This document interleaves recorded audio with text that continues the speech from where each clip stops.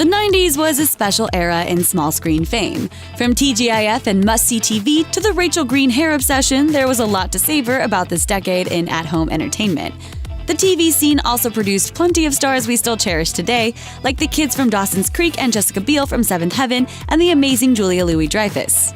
But there were some 90s stars who have completely slipped off the radar since their 15 minutes ran out. Here are some 90s stars you may have totally forgotten about. Andrew Keegan. This poster boy for the teen beat generation was all over the place in his prime.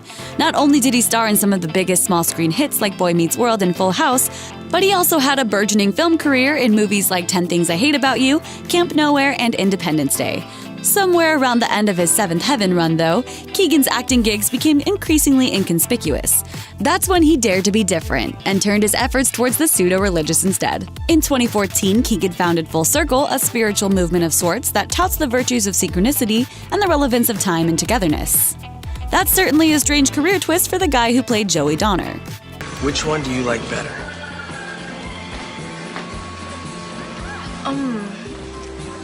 I think I like the white shirt better. Yeah, it's more... Pensive? Damn, I was going for thoughtful. Marla Sokoloff. In another installment of Stars from TV Gone MIA, you might remember Marla Sokoloff as the girl who got Stephanie Tanner to smoke in Full House, or as Joey's pregnant sister in Friends. But her career was quite prolific back in the day. Like Keegan, Marla Sokoloff is also an alum of Boy Meets World, Party of Five, and Seventh Heaven, and starred in a genre-defining film, Dude, Where's My Car? She didn't go off and start her own religion, of course, but after a couple of regular roles in The Practice and Desperate Housewives, she did quietly retreat into a life outside of the spotlight where she raises her kids and blogs for people about motherhood. That last gig got her name back in the news feeds for a split second when parents raged about her decision to stop telling her baby no, but otherwise she's remained fully rooted in the throwback realm. Tahj Mowry. Tia and Tamara Mowry might have shared the biggest spotlight of their family, but little brother Tahj was no slouch on the small screen scene either. As a child, he was perhaps best known for his long-running role on Smart Guy, but he also popped up in a number of other scene-stealing guest roles along the way to his starring role, like when he appeared as Michelle Tanner's playground pal Teddy in Full House. After he ditched the kids' roles, Tahj found a long-running gig on the show Baby Daddy. But beyond acting, he fancies himself something of a renaissance man of creative talent these days, also dabbling in music. Jenna von Oy. Remember Blossom? Of course you do. The actress who played her got a second career wind courtesy of Big Bang Theory.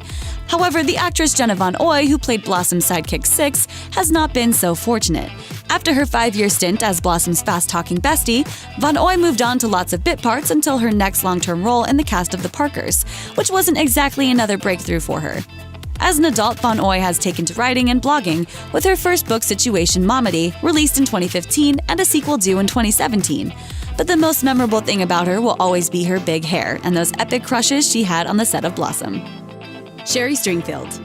When this hotshot actress walked away from her career-making role as Dr. Susan Lewis on ER after just 2 years, no one understood why. She was on the biggest show on television, making tons of money for it, and she'd already walked away from similarly brief stints on Guiding Light and NYPD Blue. It was almost like she was allergic to fame, which she kind of was. The long hours and intense filming schedules for each were reportedly taking a toll on her body, so she bowed out of what might have been long-term opportunities on each of the programs she ditched. Stringfield's hiatus from the biz only really lasted a couple of years before she returned to acting with a few movies and a role on Under the Dome, but her name is nowhere near marquee status anymore. Beverley Mitchell.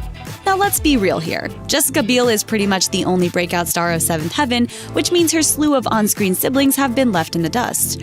One such sad sister is Beverley Mitchell, whose turn as Lucy Camden has yet to be replicated in her career.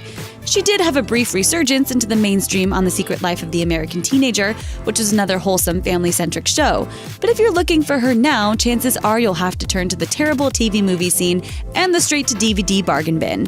Like so many other actors of her ilk, it seems, she's also now a blogger in her spare time. Barry Watson.